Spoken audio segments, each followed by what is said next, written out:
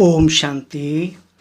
मुरली दर्शन में आज हम मुरली के मुख्य मुख्य पॉइंट्स सुनेंगे। सारे भाई बहन, बाबा की मधुर मुरली के मुख्य पॉइंट्स हैं। मीठे बच्चे, तुम्हारी बिगड़ी को सुधारने वाला अर्थात तकदीर बनाने वाला एक बाप है, यानी परमपिता परमात्मा है, जो तुम्हें नॉलेज देकर तकदीरवान बनाते हैं। फिर बाबा ने प्रश्न पूछा बच्चों से, देखो बच्चे, आप बच्चों की इस रूहानी भट्ठी का कायदा कौन सा है?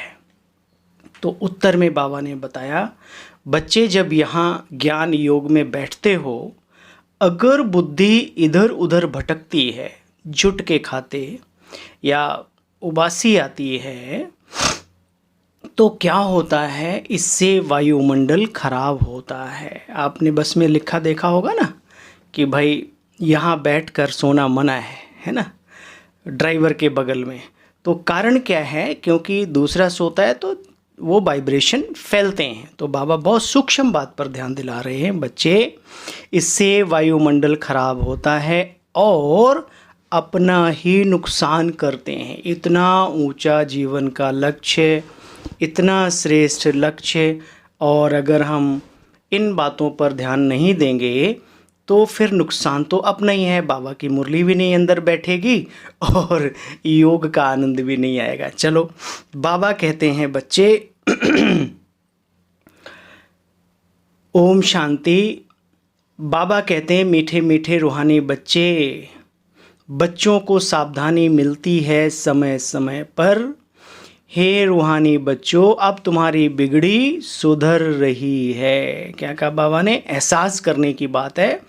अभी हमारी तकदीर बनाने वाला मीठा बाबा आया है। बाबा अक्षर बहुत बहुत बहुत मीठा है। परमात्मा, पिता को हम बाबा कहते हैं क्योंकि वो पिताओं के भी पिता हैं, इसलिए बाबा शब्द बहुत मीठा है। देखो, दुनिया में सिर्फ कहते हैं एक भगवान के बच्चे, फिर बाबा कहते बच्चे लड़ते झगड़ते क्यों हो, है ना? तो वो कहते हैं, सिर्फ जानते नहीं। बाबा कहते हैं, अच्छा ये रावण से हार जाते हो, फिर राम आकर के जीत पहनाते हैं। जीत और हार का खेल है। माया से हारे हार और माया से जीते जीत। इस पढ़ाई से अभी तुम्हारी बुद्धि का ताला खुल गया, और जिनका खुल गया उनके लिए बाबा ने कहा रोशनी आ गई।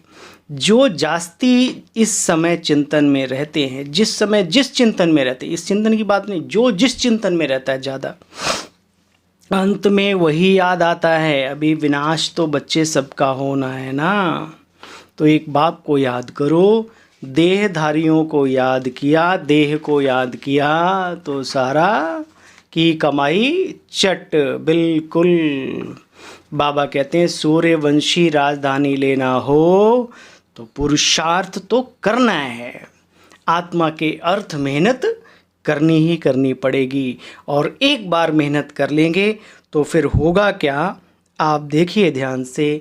पहले आप खुद अपने को चलाते हैं, फिर आपके संस्कार आपको आगे ले जाएंगे, है ना? फिर ये ज्ञान मार्ग बहुत सहज सरल सुलभ अनुभव होगा। बाबा कहते हैं, अब फिर सूर्यवंशी राजधानी लेना है, सूर्यवंशी राजाई लेना है तो बच्चे पुरुषार्थ करो। राजयोग सिखाने वाला बाबा भी आया हुआ है, फिर आकर स्वराज्य ले लो। बाबा हाँ, हमें क्या कह रहे हैं? हमें एक तरीके से इनवाइट कर रहे हैं, बच्चे लो।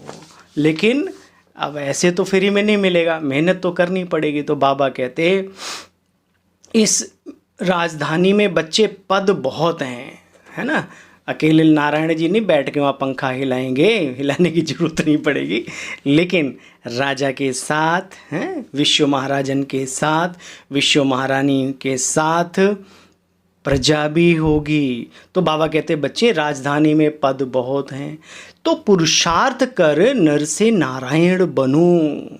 बाबा के दिल की, हैं, ये दिल की आवाज़ सुनो, सिर्फ शब्द नहीं, दिल की आवाज़ की बाबा अपने हर बच्चे को वही ऊंच श्रेष्ठ पद दिलाने के लिए आए हुए हैं। बाकी अब हमारे ऊपर है यह भी याद में रहते हैं ना, सुदर्शन चक्रधारी बनते हैं कौन? ब्रह्मा बाबा। तुम बाप को याद करो और वर्षे को याद करो। बच्चे अभी त्रिकालदर्शी बनो, है ना। वर्तमान और भविष्य भूत सबको बुद्धि में रख करके पुरुषार्थ करने के लिए बाबा कहते त्रिकालदर्शी बनो। तुमको इस सारे चक्र का ज्ञान अभी है, तब तो औरों को भी समझाते रहो, खुद भी है औरों को भी। इस सर्विस में लगे रहेंगे तो और कोई चीज़ें याद नहीं आएंगी, धंधा धोरी। ये भी एक बात है, जब आप श्रेष्ठ चिंतन में श्रेष्ठ कर्मों में लगे रहते हो तो आप बाकी चीज़ों से ऑटोमेटिकली बच ही जाते हो। अच्छा भाई, बाबा ने नमस्ते किया सभी बच्चों को, हम भी दिल से बाबा को गुड मॉर्निंग नमस्ते करेंगे। बाबा ने कहा सेवा में तत्पर रहना है और एकाग्र हो पढ़ाई को पढ़ना है। आज का वरदान है सदा साथीपन की स्मृति और साक्षी स्टेज का अनुभव करने वाले शिवमयी शक्ति स्वरूप कंबाइंड भव। बाबा कहते हैं जैसे आत्मा और शरीर दोनों का साथ है ना, जब तक इस सृष्टि पर पार्ट है तब तक अलग नहीं हो सकते, ऐसे ही शिव बाबा और हम आत्माएं शक्ति दोनों इतना ही गहरा संबंध है।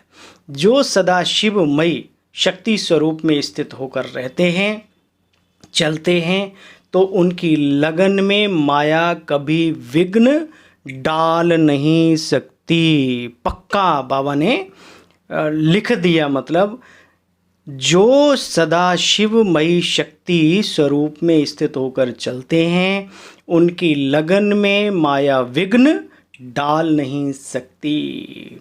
वे सदा साथीपन और साक्षी स्टेज का अनुभव करते हैं। उन्हें ऐसे अनुभव होता है जैसे हमारे साथ साकार में बाबा है। ठीक है, चलो लास्ट पॉइंट है आज बाबा की स्लोगन, जिसको कहते हैं हम, बहुत ही बाबा का एक एक महावाक्य कितना कीमती है, लाखों तो क्या अनगिनत अनमोल। बाबा कहते हैं बच्चे निर्विघ्न और एक रस स्थिति का अनुभव करने के लिए चाहते हैं ना हम सभी कि मेरे जीवन में कोई विघ्न ना आए और हमारी जो मनोस्थिति है हमेशा एक रस रहे, अप डाउन में ना आए। तो उसके लिए बाबा पुरुषार्थ कर बता रहे हैं। निर्विघ्न और एक रस स्थिति का बच्चे अनुभव करने के लिए एकाग्रता का अभ्यास बढ़ाओ। एकाग्रता क्या होती है? एकाग्रता, हाँ, किसी प्रिय को देखते लगते हो, देखते देखते देखते कोई प्रिय व्यक्ति, वस्तु, वैभव, खाद्य पदार्थ, कुछ भी, कोई ऐसी प्रिय, अति प्रिय जो तुम्हें प्रिय लगती है, नज़र हटती नहीं बिल्कुल। चाहे कोई आसपास में आ जाए, आपसे पूछा अरे भाई क्या, ये झटका लगता है। ये थी तुम्हारी एकाग्रता। ये एकाग्रता शिव बाबा के साथ अभी बढ़ानी है। बाकी चीज़ों में एकाग्रता बढ़ाते हैं तो सर दर्द हो जाता है।